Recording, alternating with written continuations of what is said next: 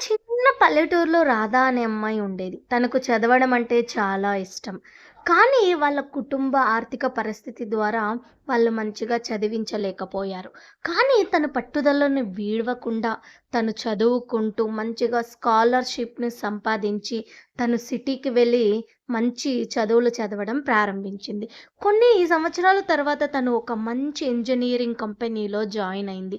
So, ఇప్పుడు తన ఫ్యామిలీని చాలా హ్యాపీగా చూసుకుంటుంది. సో, తన సక్సెస్‌కి కారణం ఏంటంటే పట్టుదల, తన ఆత్మవిశ్వాసం. సో, ఎప్పటికైనా నేను సాధిస్తానని తను వదలకుండా చదవడంతోని తను ఇప్పుడు ఈ స్థాయిలో ఉంది. అప్పుడు తను అయ్యో! మా పరిస్థితి ఇలా ఉందే, సరే చదువు ఆపేస్తామని తను ఆపేసుండింటే, సో, ఇప్పుడు తను ఇలా ఉండేది కాదు. దీన్ని బట్టి పట్టుదల ఉంటే ఏదైనా సాధిస్తామనే విషయం నాకు అర్థమైంది. మరి మీరేమంటారో కమెంట్ జేయండి.